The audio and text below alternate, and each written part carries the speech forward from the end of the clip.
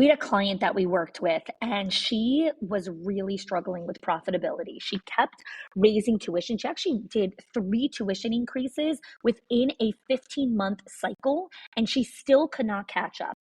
So I helped her work with our 6 money leaks in schools, and she only used 3 of the 6 money leaks and cut her expenses by 50%. 50. She did not fire anyone. She did not slash any of her programs, and she did not work more hours. Again, the 6 money leaks are not hacks or spreadsheets. These are patterns. They are small decisions that feel so normal that your school does, but they quietly drain your school's profit.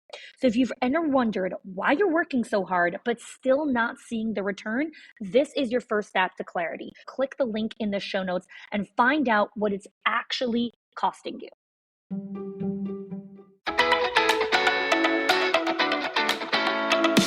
Welcome to the Schools of Excellence podcast, where we have conversations about education, leadership, and building a school of excellence. The goal on this show is to bring you clarity, up-level your mindset, and give you practical strategies and inspiration so you can show up with confidence and trust your decision-making. I'm Chani Wolshansky. I'm a mom of 4 under 10, a former New Yorker, and been in the early childhood field my entire life. And I'm so grateful that you've joined me for this conversation. Hello there, and welcome back to another episode of the Schools of Excellence podcast.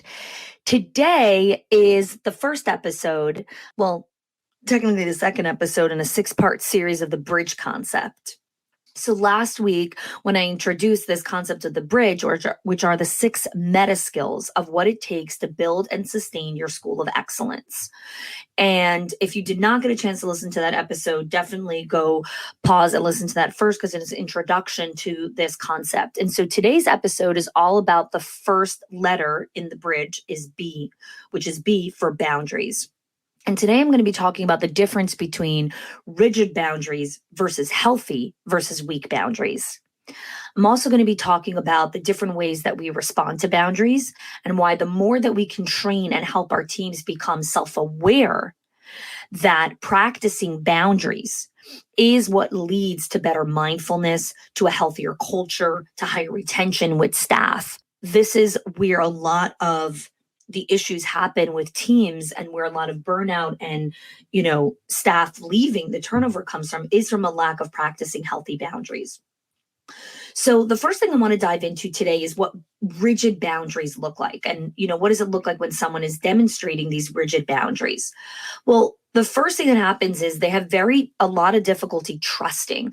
They're very inflexible about rules, about what they will do, about what they won't do. There's very little gray area. Everything needs to be super specific, right? There is very little nuance to, in this context, it's like this. No, everything, it's black and white. It's always or never. It's a lot of this all or nothing approach. And the people who demonstrate rigid boundaries often feel very misunderstood. And even when we're trying to coach or guide them through something, it's like they just don't understand what's going on. They have a real reluctance to listening to a different perspective. So that's a lot of what rigid boundaries are. Look, it's just a lot of this inflexibility, a lot of this black and white thinking. Now, as I explained all of these symptoms, I'm sure, you're nodding your head and saying, oh yeah, I have one teacher like that, or I have someone on my leadership team that demonstrates this kind of all or nothing approach.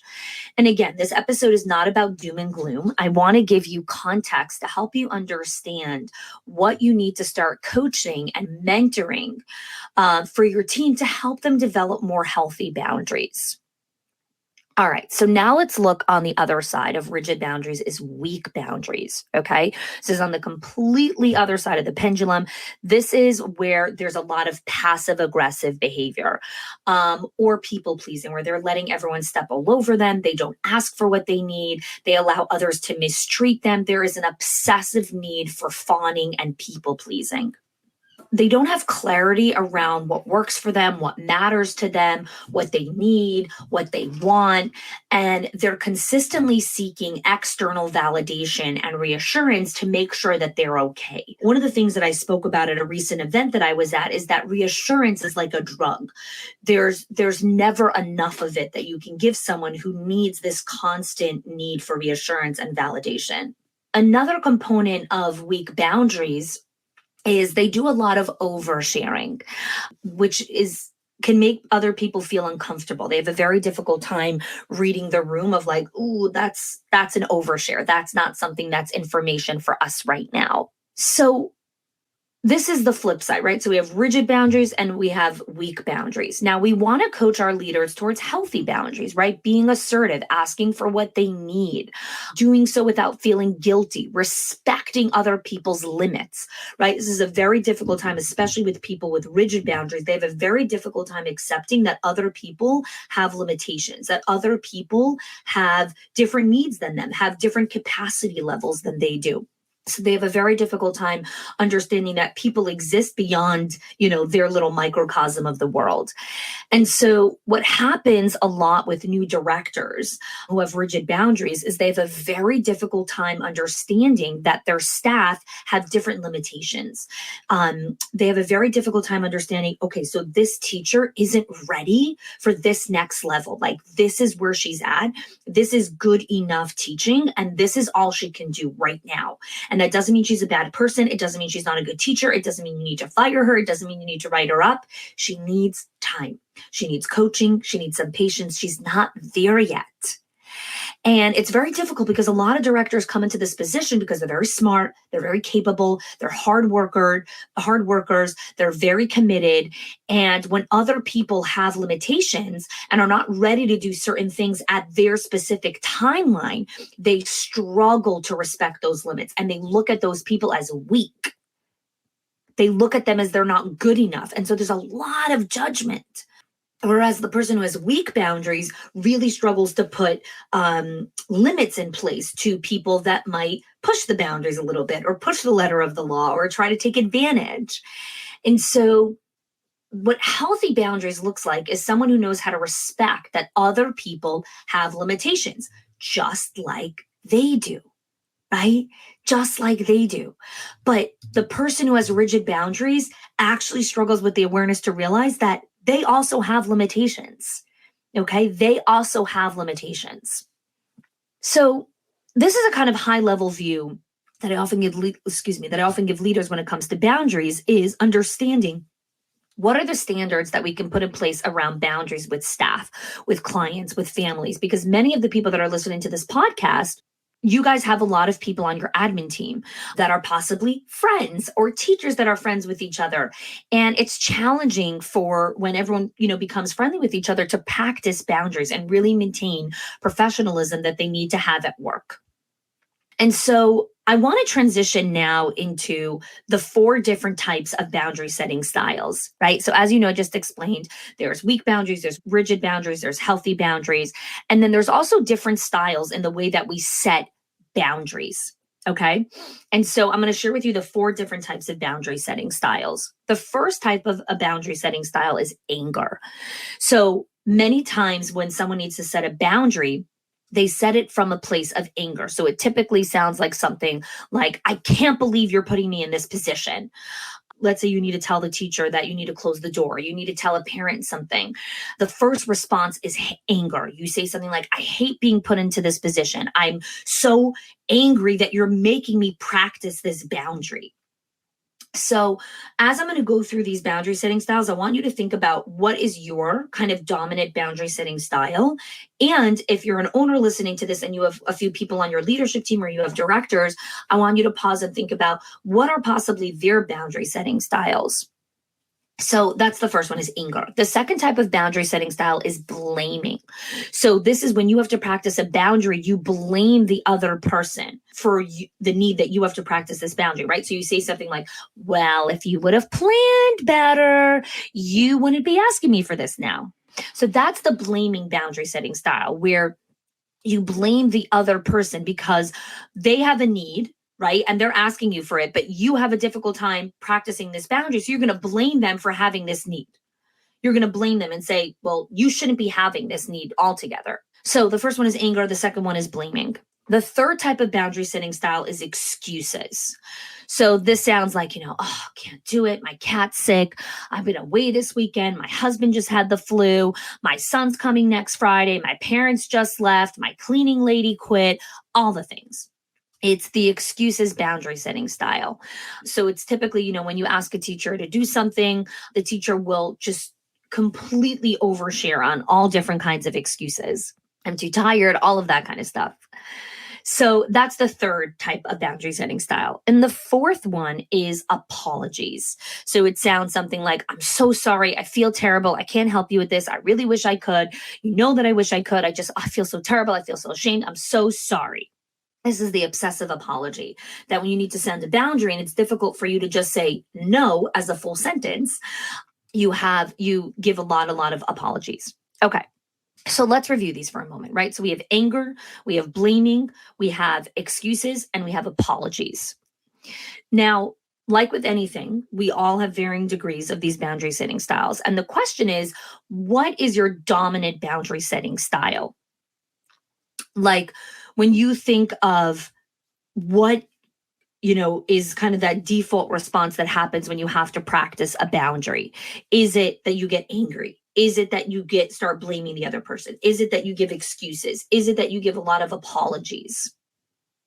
What's really powerful about understanding these boundary setting styles is as you become more cognizant and more self-aware, it's easier for you to catch it and de-escalate it. So as you become more aware and then your leadership team becomes more aware, they can actually start realizing, wow, when teachers ask me for things and I have to practice a boundary, I actually get really angry at them for asking me for these things. And so I need to practice more empathy when a teacher asks me for something, because I'm allowed to say no and they're allowed to ask, right?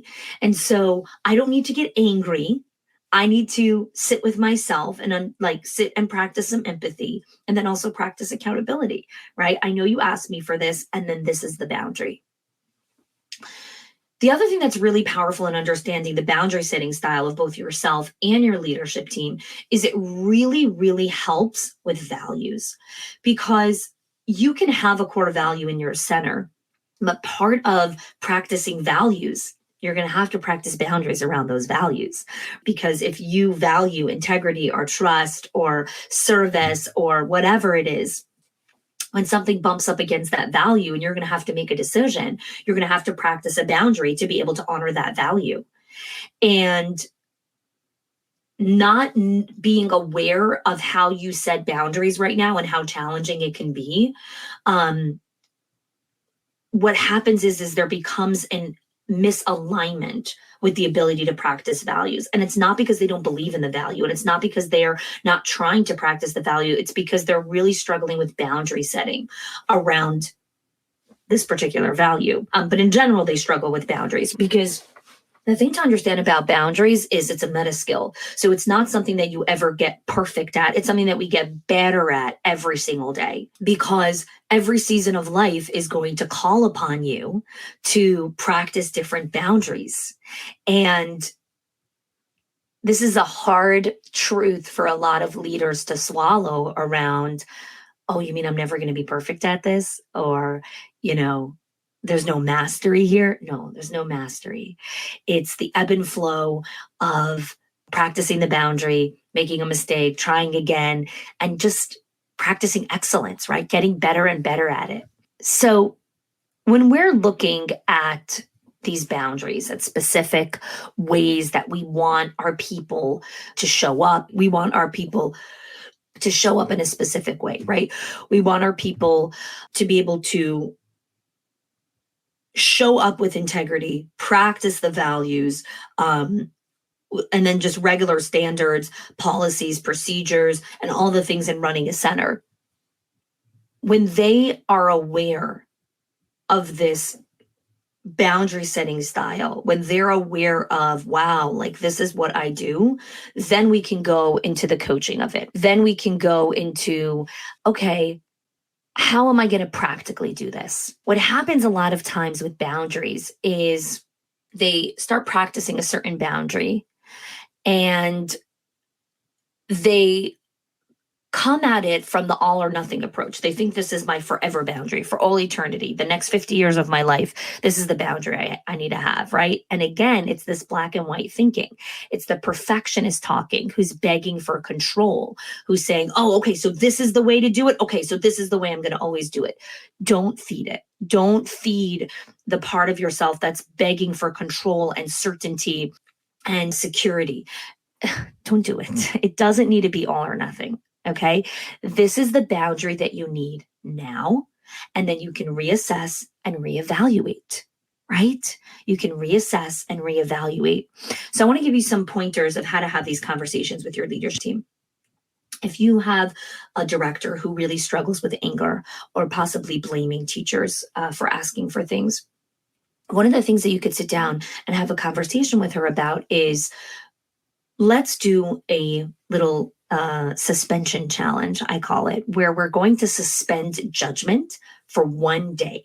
Okay. So this is not a 1 week challenge or a 30-day challenge or a 6-month goal. This is a 8-hour or however long her shift is challenge. And it's called the suspension challenge. Why is it called the suspension challenge? Because she's going to suspend judgment on other people's needs for one day. And so if somebody asks her for something, she's suspending judgment. She's not going to judge the other person for asking for it or the type of need that the person asks for or whatever it is. She's only going to practice empathy for the other person. Okay. Not sympathy, not feeling bad for the person, empathy. Now, what's really powerful about the suspension challenge is it brings a dramatic self-awareness to the person around how much they judge people. We all do. We all judge people. We all have biases. We all have judgments. We all have our ways of looking at the world. Like, that's part of being human, right? It's the way that our brain protects us.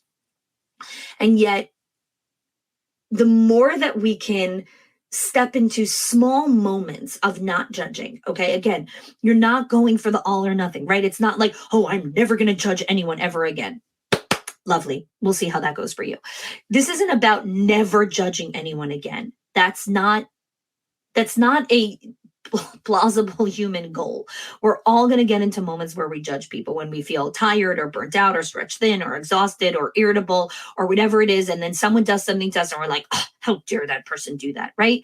It doesn't mean you're a bad person. It means that you're tired in this moment. It means that you're human, right? And so what's beautiful about the suspension challenge is you take a challenge for a 1 day, or maybe you do a 1 hour challenge, whatever your capacity level is in this moment, where you don't judge any teacher, any parent for anything that they're asking of you. And it starts to build more of this awareness around, why do I get upset when the parents ask me for that? Why do I get so judgy around that? Why do I blame people for doing that? Why do I get into this all excuses mode when someone asks me? How can I practice giving a clear, kind no? This is hard work, guys. This is not a clean cut template that I'm giving you or a clean cut script of here's how to do it. It's not how it works, because we're humans and it's messy and it's different every day sometimes. But hopefully this gives you some better context into what boundaries are, why this is a meta skill, why this is part of the bridge concept, and why boundaries is just such, why it's such a big concept. And this is why staying in conversation with coaches, with mentors, with community who can consistently remind you around your boundaries, right? Like, oh, you said that was a boundary for you a couple of weeks ago or a couple of months ago. And I've been noticing that you're starting to get irritable again. And maybe that boundary is falling to the wayside. Maybe you need to reintroduce it. Okay. I hope today's episode gave you a lot of food for thought and some practical next steps of how to continue to move forward and how to coach and how to mentor. And if you want to go deeper with us on all of the coaching on this concept of boundaries and, some of the other meta skills, If you're looking for concrete steps, if you're looking for guidance and community, then I would love to encourage you to check out our Directors in Our Circle and our Owners HQ program. They are our flagship programs where we coach owners and directors throughout the year. And the link is in the show notes. And I hope that you join us next week, where we're going to be talking about relational intelligence. This is the second meta skill in the bridge concept. Now, before you go, I would love if you could take a moment to please leave us a review and rate our podcast on iTunes. This is the only place where you can leave a review is on iTunes, on Apple Podcasts. And when you leave us a review, it helps us rank higher on iTunes and other podcasts to help other school leaders find our show. Thank you so much for joining us. Thanks for participating in this series, and I hope to see you next week. If you are loving the Schools of Excellence podcast and have gotten any value out of it for your school, I would love if you can do two things for me. One, subscribe to the show so you never miss an episode. And two, can you please leave us a review? Reviews help other school leaders know that this is the place to learn how to build a school of excellence. And I would be so grateful if you can do that for us. Your help and support makes this show to be able to be listened by the thousands of other school leaders all around the world. Thanks so much for listening, for giving us your time and attention each and every week, and I appreciate that you have joined us.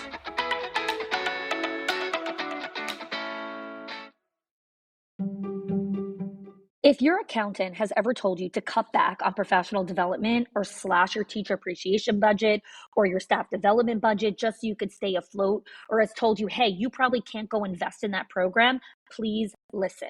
The problem is not that you're spending too much money on your people or yourself or your investment or your support system. It's that your school has invisible money leaks that are draining your profit, leaks that no spreadsheet will ever catch or accountant. So I created the 6 money leaks of schools that show you the 6 core areas that schools lose money every single month without realizing it. If you close even one of them, your profits will start to soar without sacrificing your team. Go get it now and stop blaming the things that are actually building your school.